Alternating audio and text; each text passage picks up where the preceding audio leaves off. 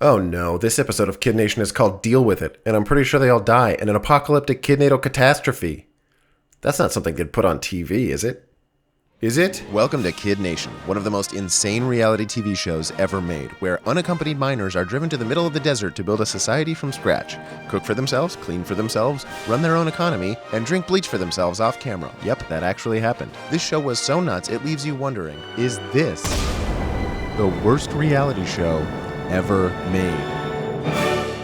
In one of the most staged scenes in child reality competition TV history, the kids rage on soda at the saloon and wake up too hungover to work or play their arbitrary game that decides what class they're in. This is your good morning wake-up call. But that's cool with me, because I get to watch the only thing better than Jared with something to say. Hungover Jared with something to say. Greg is cruel and non-feeling. I got 4 hours of sleep. 4. And to Jared's point, Greg is wreaking havoc all over town.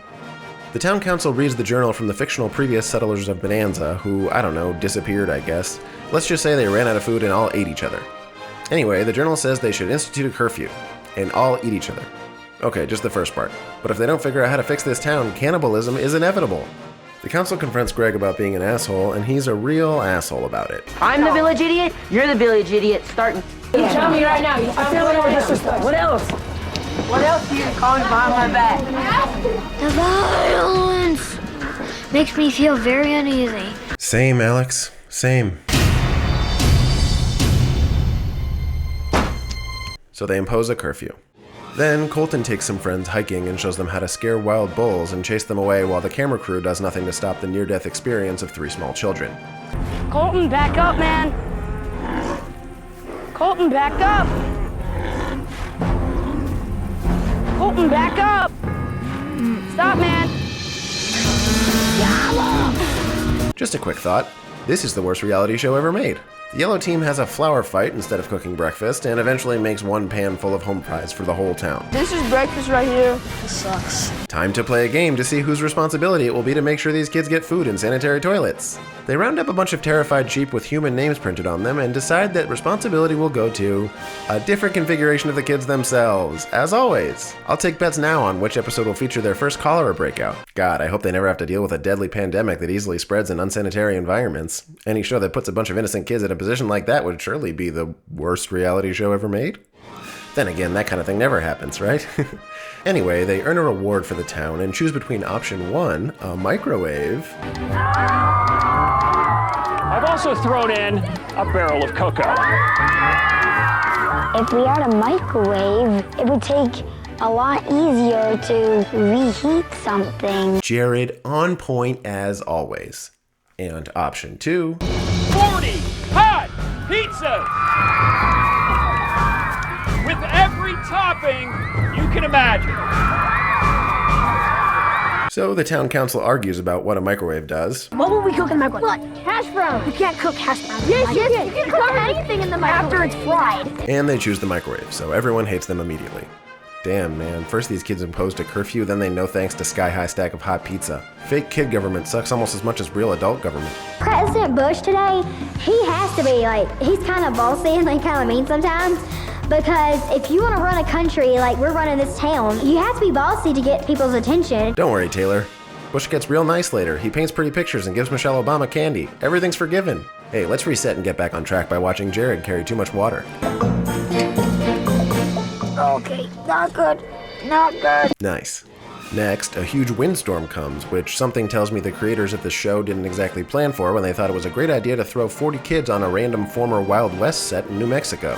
But why plan for it when you can instead create the worst reality show ever made? You know, I'm glad that instead of burying this footage, they decided to do the honorable thing and stage a melodramatic adventure scene straight out of a disaster movie, except with kids and without any of the safeguards of a proper movie set. Stench is unbearable. We need to get back inside.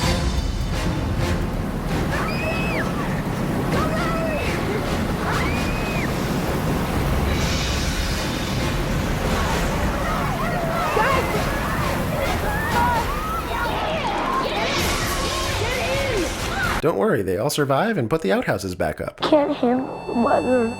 Today I got too much dirt in my eye and I still haven't got it out. I don't like the weather here. I really like to go back and see all my friends. and my family. Well, tough shit, Cody. You've got a job to do as a pawn on a reality TV show where CBS manipulates you and all your little friends for our amusement. What are you, 9? Come on. Oh, you are? Well, fuck me then, I guess. At the town hall meeting, everyone complains that the town council sucks and Taylor doesn't do any work. We earned upper class, and I don't care if people are mad at us or not. Uh-oh, Taylor, be careful. You're gonna get canceled. Being upper class does not give you the right to be queen. Well, I can't say I'm a pageant queen, but the upper class is king and queen of the jobs and all, and they can do what they want. Oh no, Taylor, don't say that. Taylor, I'm getting a little bit tired with deal with it. Oh no, Taylor got canceled. Taylor cries and apologizes, and cancel culture solves everything as always. The frat guy who smells like ham leads the town in their weekly confirmation that they are the willing participants in this televised mass kidnapping, and then moves on to what he says is the most important part of the show, the money that they're waving in front of these kids as a carrot to do what they want them to do. Plus, the kids are all excited to find out who gets to talk to their family. Hey, maybe this is the worst reality show ever made?